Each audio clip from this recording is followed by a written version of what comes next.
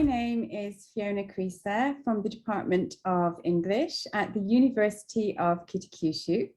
And with me today is Christine Pearson, who is the founding member of Kids to Kids Change the World. Once a year, Christine and I run a Kids to Kids extension program through the University of Kitakyushu. And this year, our extension program focuses on disability awareness. And we are very pleased and proud to introduce to you all today our guest speaker, Gregory Burns. Gregory Burns is an American athlete, an internationally acclaimed artist, and an author. He represented the United States in the 1992, 1996, and 2000 Paralympic Games, where he won 2 gold medals, 2 silver medals, and a bronze medal. He has also set 5 world records. Christine and I are very pleased and excited to have you with us today. Before we talk to Gregory in person, let's watch a short video about him. Then he will tell us a little bit about himself before we start asking him some questions that the children from the Kids to Kids program have asked us to ask him.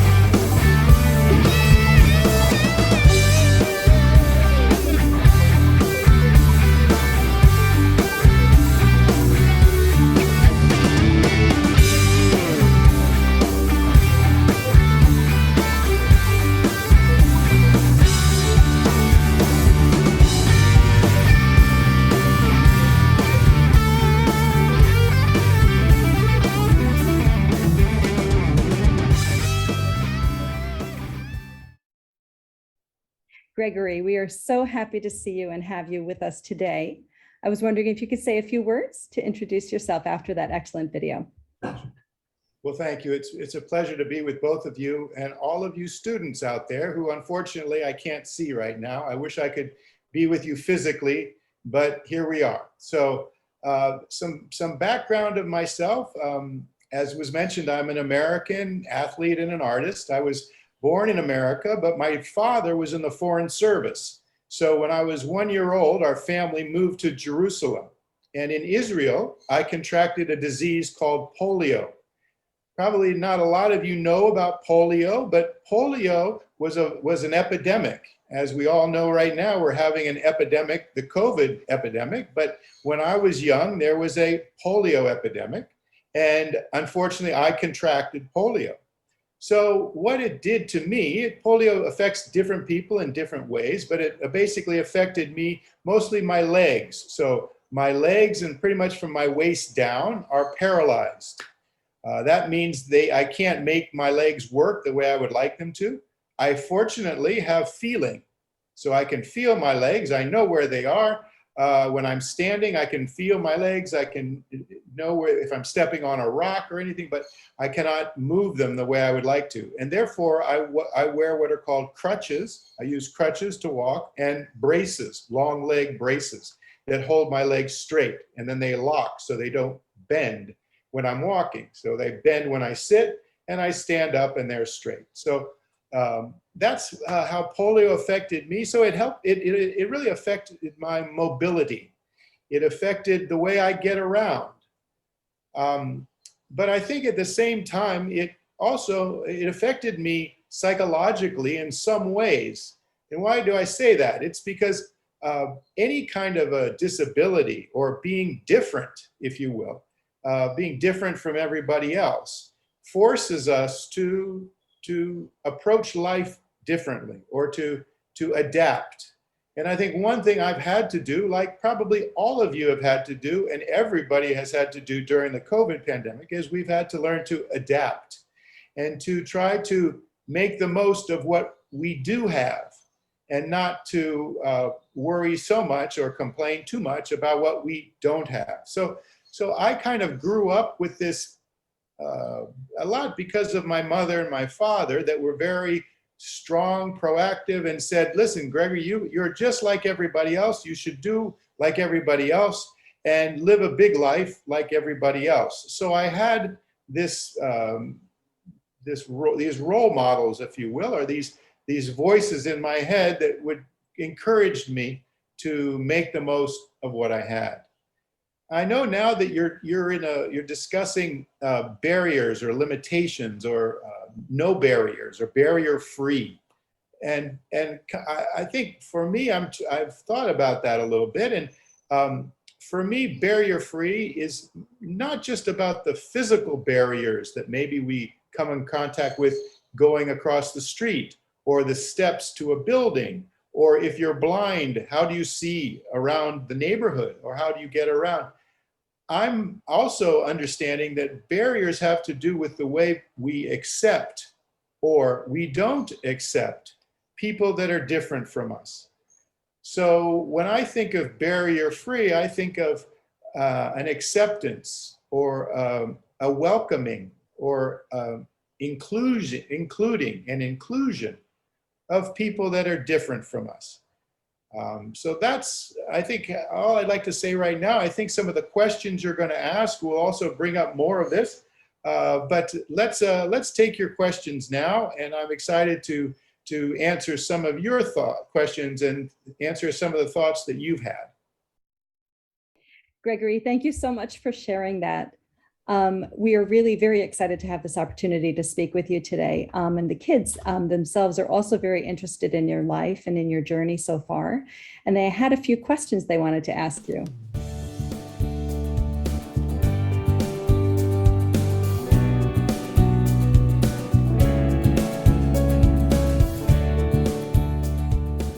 What is the hardest thing you have ever done in your life, and how did you overcome it? You know, the hardest thing that comes to mind is in 2006, I did what's called the Korea Ironman in Jeju, Korea, which is not far from where you are right now, in fact. I went to Jeju, and the Ironman is a very big event. I don't know if you've done it before, but it's a 3.8 kilometer swim in the ocean, and then it's a 180 kilometer bike ride, and then it's a 42 kilometer run. Now, I won't go into details about it, but it just takes a long time. And that was probably the hardest physical thing I ever did. It took me about 13 and a half hours to finish it. And after I was finished, I was very proud of myself. But I also got very sick, and I threw up, and it was terrible. But it really was a big challenge. And it was one of those things that before I did it, I had no idea if I could do it. And I think the reason I did it, or the reason I tried it, and to answer your question, the reason I did it was, and why I did it, was because I just wanted to see if I could.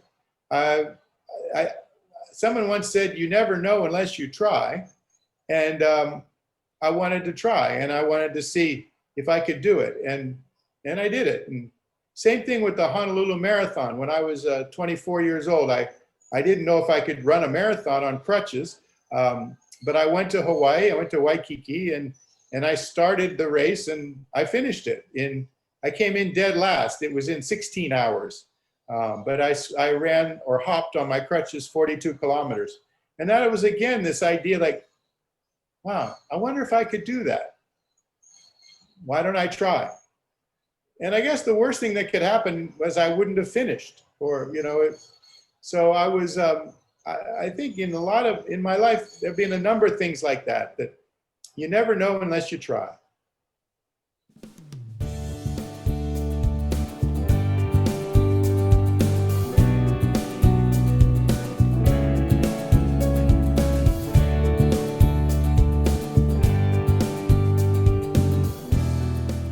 How did you feel when you realized that you were different from other people? That's a good question, because I was very young when I realized I was different. I was probably 4 or 5 years old. 4, 5, 6 years old. And I realized I was different, and I really didn't like it. I was not happy about it. I used to cry a lot at night in bed. And I'd say, God, God, why did you do this? Why can't I run around like everybody else? Why do I have to wear crutches and braces? Why do I have to go to the hospital, have operations? Why aren't I like everybody else? It didn't seem fair. I didn't do anything. I didn't deserve it. So, yeah, I felt I'd been given a bad deal. I really didn't think it was fair. So that's how I felt. I really honestly didn't like it. Now, over time, I got over it. And after time, I realized, and actually after quite a bit of time, I realized that in some ways, my disability was a bonus, or was helped me in some ways, in many ways. And so, sometimes I've heard that the worst things and the best things in our life are the same. I heard that again yesterday. And if you think about it, and if I think about it, the worst thing in my life, I would say, was getting polio. And at the same time, the best thing in my life was probably getting polio. And you could say, wow, Gregory, why do you think it's the best thing in your life? I mean, that's terrible. Why would you want to be like that? And it's not that I would choose it. And I wouldn't encourage anybody to go out and try to get polio so you can be like Gregory. I'm not trying to say this. I'm not trying to say that we should try to be disabled, to be different. But what I am saying is that polio and the effects of polio and the way I had to live and grow and learn in my life, and like I said before, I had to adapt, those things made me stronger. They made me, I don't want to say a better person. Like, I still have fights with my wife, and I'm still, if someone is mean to me, I'm mean to them. I'm no angel. I'm no perfect person by any means, but polio helped me to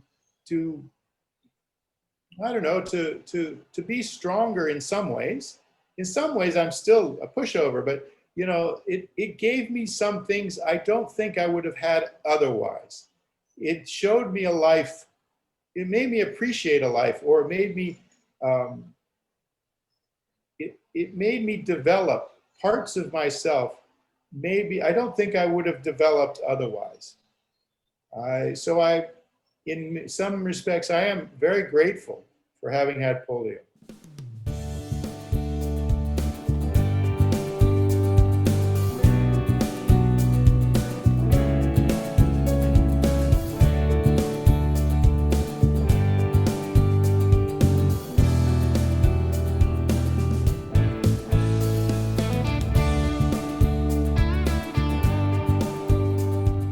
What did you do when you didn't want to practice every day?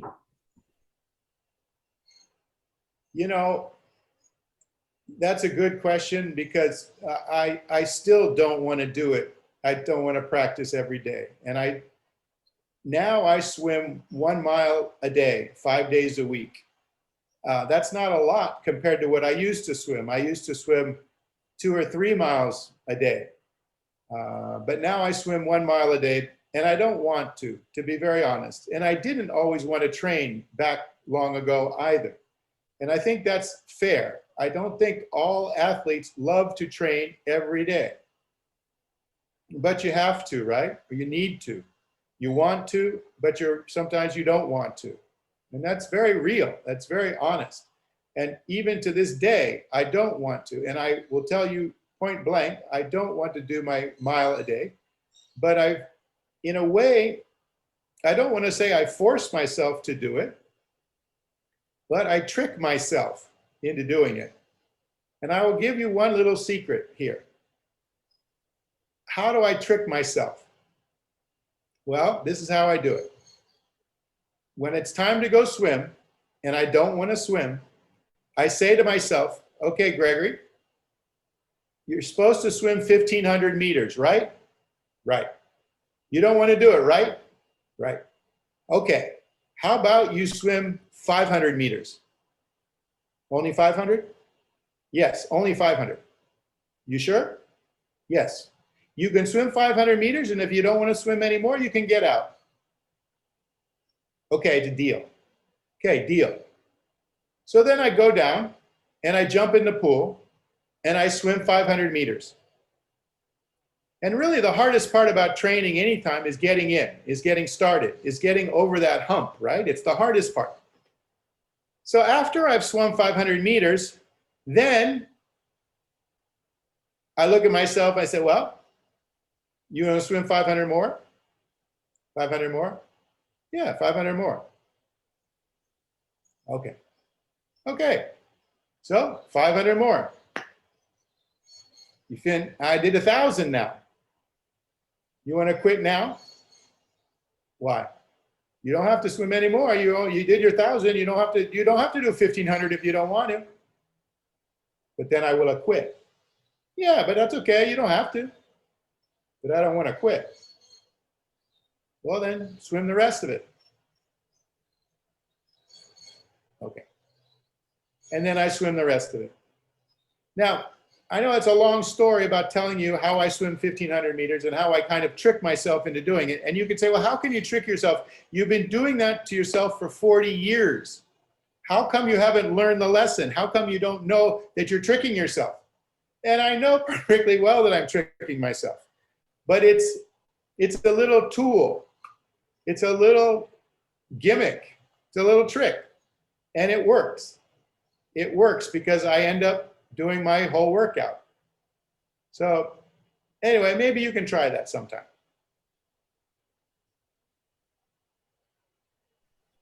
I think that's a very good trick indeed.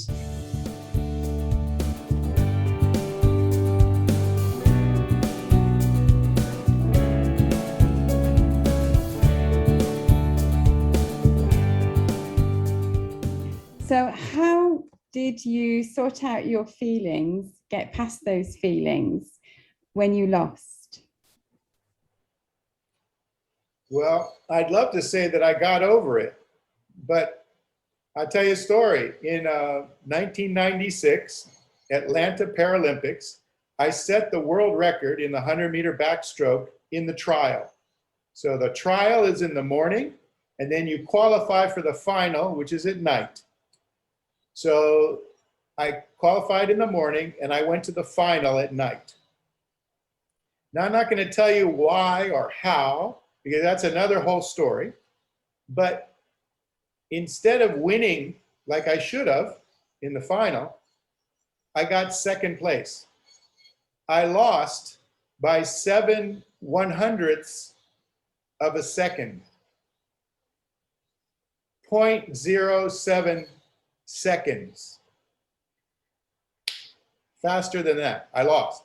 Anyway, I'd love to say that I got over it and I lived happily ever after. But to this day, I still wish I had won. I wish I had not done what I did to lose. I made a mistake and I wish I hadn't, but you can't change history, right? So how do you get over things? I don't know if you ever really do. I don't know if I ever really do. It was 96, 206, 16, 25, 26 years ago. I'm still thinking about it. And so I think all we can do to get over things is just move on. and go to the next thing. The good thing about after losing or getting second place, I should say it's a silver medal, okay? It's nice. The silver medal is nice. Of course, gold is nicer, but I got a silver. The good thing is the next day I got a gold in the 200-meter freestyle relay. So I went on to the next thing. And I guess the best we can do is try not to let the things that happened to us that were bad stop us or affect us going forward to do more good things, right? So if we keep thinking about, if I kept thinking about getting second and losing, maybe I wouldn't have won the next day. So it's probably good just not to say we get over it, really. We can still be sad about it, but try to move past it. Try to keep going forward. Try to keep moving forward and not turning around and looking back from where we came. I think that's a great lesson for everybody to learn, not only for sports, not only for, if you, I don't know, maybe you fail your driver's test or something like that. I think it's a really good lesson pretty much for any part of your life.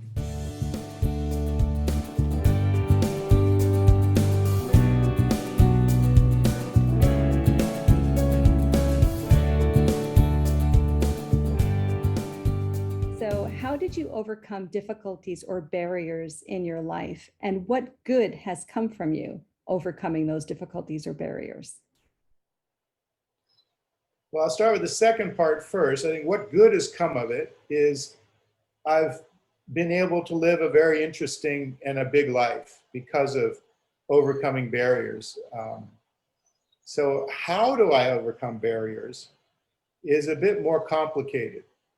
And I would love to say that I overcome all barriers, but I wouldn't be honest, because there's still things that I don't overcome.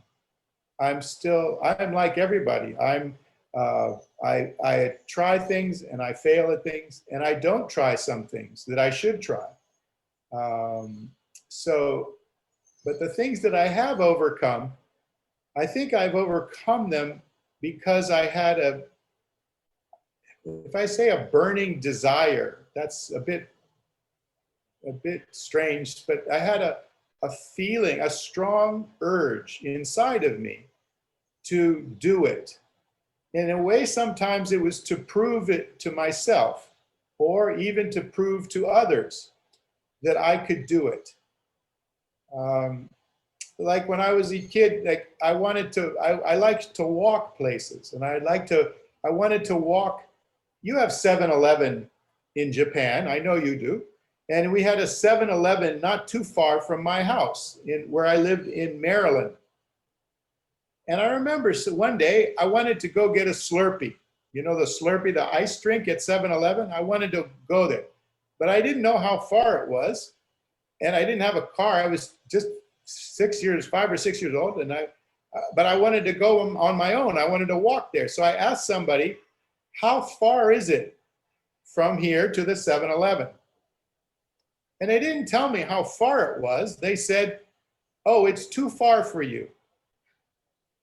And that made me a little bit angry, because I didn't ask them to tell me how far it was for me or not. I asked them to tell me how far it was, so I could then decide, could I go there and do that or not? So I guess what I'm trying to say is it's important for us to decide on our own, what are the mountains we can and can't climb? What are the goals that we can and can't reach? And not all goals we're going to think that we can reach right away, like the Ironman or the marathon. I didn't know if I could reach them. I didn't know if I could complete them. But again, I had enough confidence that I at least started and tried.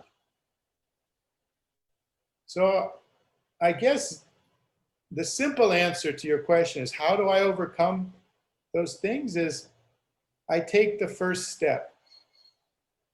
When you climb a mountain, if you climb Mount Fuji, and I hope someday I can go to climb Mount Fuji, but I haven't yet. But if I was to climb Mount Fuji, I would not jump from the bottom to the top of Mount Fuji in one jump or one step. I would start at the bottom or halfway or wherever you start, and I would take the first step, and then the second step, and then the third step. And I would try not to look up at the top of Mount Fuji and think, how many steps more do I have? How many steps is it? And instead, I would just try to say, can I do the next step? Can I take the next step? Not the step 20 or 50 or 100 or 1,000 steps ahead, but how about the next one?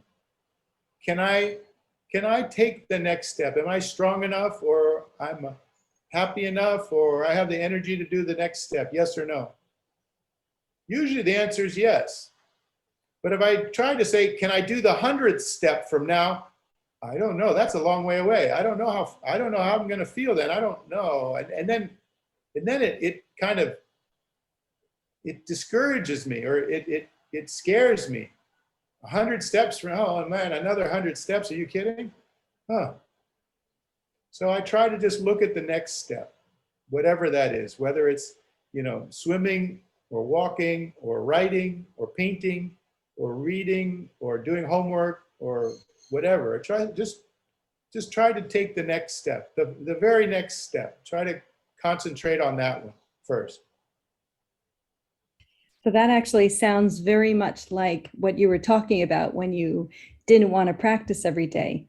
So say, can I do the next 500? Can I do the next 500? So it's kind of very similar. Can I take the next step? What is the next step? And maybe something at every step, there's a different barrier or a different obstacle that you face. And it may, make you pause. Maybe you don't give up, but maybe you pause a bit, take a break, and look at, how you're going to do the next step. How are you going to go to the next step that you want to take? Yeah. Exactly. Pause, take a break, look away, reassess. Do something, yeah.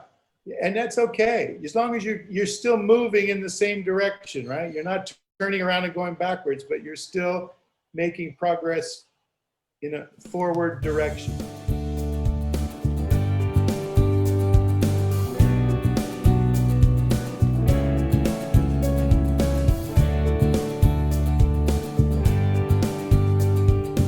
So, Gregory, I know that the paintings behind you are paintings that you've actually done yourself, and I have to say I do really like them. What is the biggest difference, how you feel, between being an artist and being a Paralympic athlete? And is there a difference? That's a good question. People think that arts and sports are very, very different.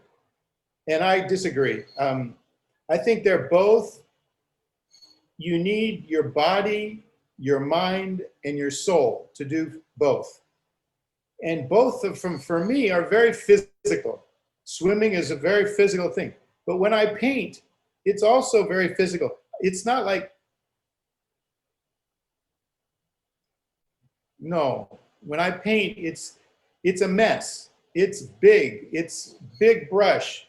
It's a lot of paint, a lot of movement. It's like dancing in a way. So it really is in a way, a physical activity for me. But, I think both of them come from a place inside, in my heart, in my soul. It comes from a passion, a feeling about being alive, or wanting to be alive, or expressing being alive, what it is to be alive. So I think they're both very connected. Maybe they're two different roads to the same place, you could say. But they're both very physical, they're both very spiritual, and they're both very mental and emotional activities for me. And I put my heart and soul into both of them.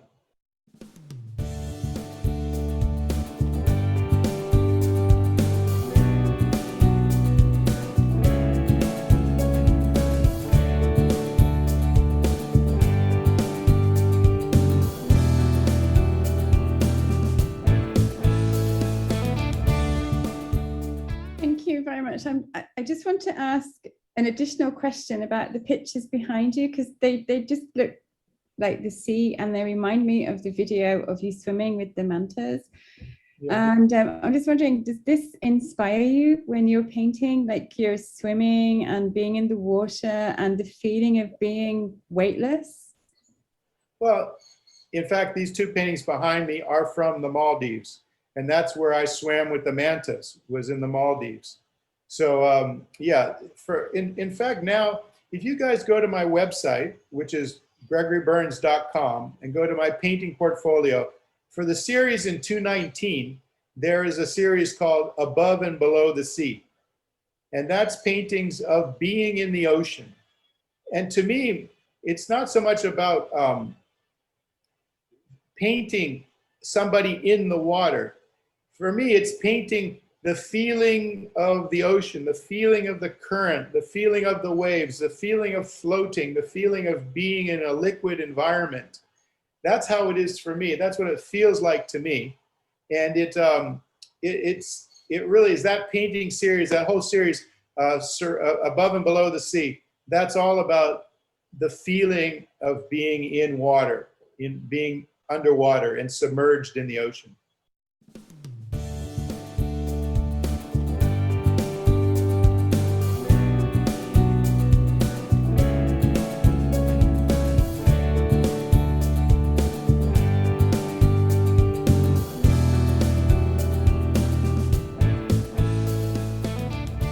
So my last question that I have for you today from the children is, what made you decide to take part in the Paralympics while you continue to work as an artist? Well, there were two benefits to being in the Paralympics or competing in swimming competitively. And one was that it helped me improve my body, strengthen my body, gave me confidence, and many, many things. But truth be told, when I first found out about the Paralympics, I learned shortly thereafter that I was in California and I was 18 years old, and I learned that there was a swim meet, what was called the Pan American Games. And that swim meet was going to be in Rio de Janeiro in Brazil. And I'd never been to Brazil. And so the biggest impetus I had for swimming fast that first few years was so I could go to Brazil, because I'd always wanted to go. And if I swam fast enough, if I made the team, I would get to go to Brazil. So really, sports and competing in not just the Paralympics, but the nationals in America and the Pan American Games and the Stoke Mandeville Games and games, the World Games in Canada as well. It gave me an opportunity to see the world, to travel. And that really was a big part of why I started swimming, because I wanted to travel and compete, yes, and get strong, yes, and win medals, yes, all that, and more, and a set of steak knives as well. That's a bad joke. But and more, meaning I got to go and see the world. And that really was a big part of my reason for competing.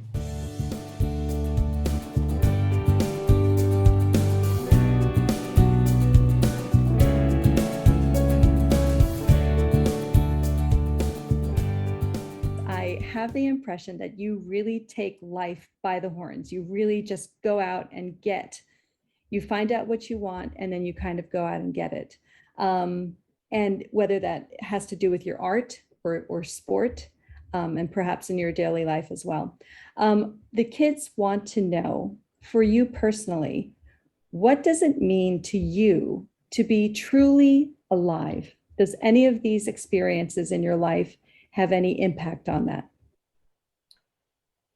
To answer your question, I would ask another question. And that question is, what does it mean to be successful? Which I think that and what does it mean to be alive are similar questions. They get at the same thing. And to answer my own question, which is what does it mean to be successful? It means to be able to spend a lot of time doing the things you like to do. And I think to be truly alive, we spend a lot of time doing those things that make us feel alive, that give us energy, that build us up. Now, it's not to say that we don't have to do the paperwork. It's not to say we don't have to do our homework. It's not to say we just always get to eat candy or chocolate cake or tofu or whatever it is you like. But it's important that we do get to do, and that we do those things that build us up. And so for me, I found early on in my life that two things, swimming and painting, gave me energy. They made me alive. Not all the time. Like when I was training, I got tired. When I don't always want to paint. I don't always like painting. I don't always like what I paint. Sometimes I tear it up or don't like it or paint over it. So it's not always happy. But I think if we're fortunate enough, all of us, to find something that we like. I don't want to say that we love it, because we might not know if we love it or not, and what does love mean? And let's just start with the word like. So if we find something we like and we can build on it and build it up and build ourselves up in the process, I think that's what makes us alive. It's doing those things we have a passion for, doing those things that are meaningful for us and hopefully meaningful for others. I think during the Tokyo Olympics and Paralympics, there was no audience. There were no spectators. And I, as an athlete, I felt sorry and bad for all those athletes in Tokyo, because they were competing alone in a way, by themselves, or in the way they would have been in practice. And I know for myself as a competitor, I always swam faster in a big meet with lots of people watching. And I know that you get some energy from having that interaction, for being with people and sharing or showing other people something. So there is a part of us that wants to share what we do with others. My paintings, if no one ever saw my paintings, I guess I would keep painting, but there's something about sharing what we do with other people. And hopefully that sharing helps other people in some way too, or inspires them or helps them to move one step forward too. I think that gives our work meaning, or gives our lives meaning, and it's meaningful for ourselves and meaningful for others too. So there is a part of us that I think is part of the whole. It's not just me swimming for Gregory, or me swimming for America, or me painting for Gregory, or me painting for an exhibition. But in a way, I think when we're really alive and we do what we're kind of supposed to do, or the things we're meant to do, or the things we love to do, we help others too. Maybe not directly, maybe not like, if I give you $100, okay, that helps you. You can buy some KFC and some, chicken pot pie, and, you can take the bus, and, you can do something. But I think that when we are doing the things that we love and that we have a passion for, that positively impacts other people.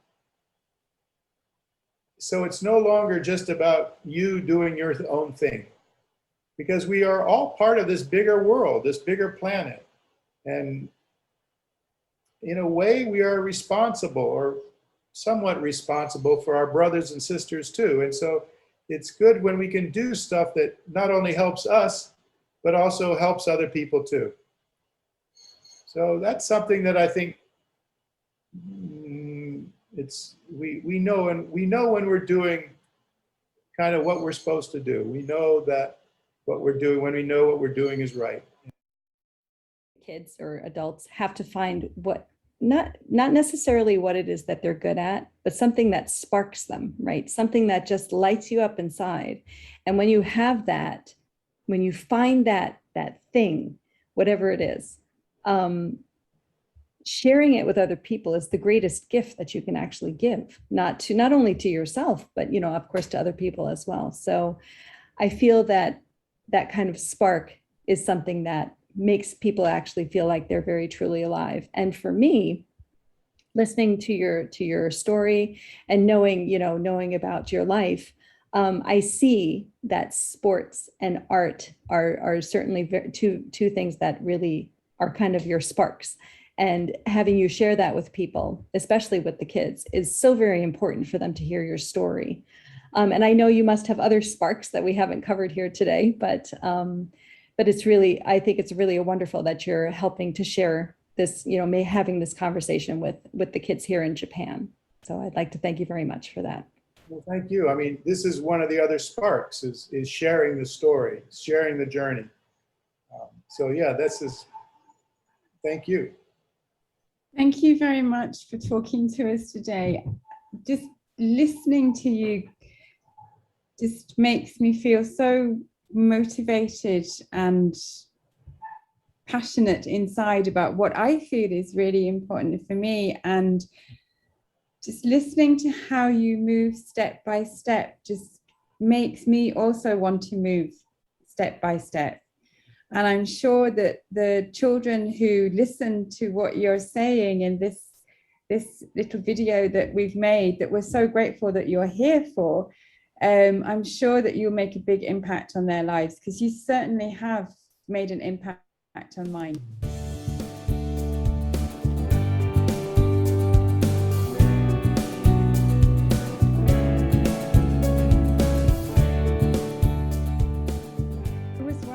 If you had any final comments about Barrier Free? Yeah, again, I'm a person with a physical disability, and you could argue that our society, our world is not built with the engineers, didn't build it with people with disabilities in mind. Fair enough. You can't please all the people all the time. And I don't hold that against the world that, there's barriers out there. But when I think of barrier free, yes, the physical environment has barriers. But I think about also in my life, barrier free to school. When I was first grade, my parents took me to the special school for people with disabilities. And as a 5-year-old, I really felt I didn't belong there. So they said, okay, we'll try to take you to the regular school, the school for able-bodied children. So they took me to the regular school, and the principal was very nice. And he said, we like Gregory, so he's so cute. No, we'd love to have him, but he can't go to school here. And my mom said, why? She said, because this building has 2 floors. There's no elevator, and he can't climb the stairs. And no one's going to carry him up and down the stairs. So I'm sorry, he can't go to school here. So that was a barrier, right? I couldn't go to the regular school because it had 2 floors.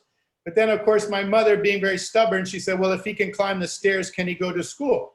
And the principal said yes. And so then we went home, and that summer, my dad built some stairs in the backyard, and I practiced climbing up and down the stairs during the summer. And then when it was time to go to school, I went to the school with my mother and the principal, and I showed the principal I could climb the stairs.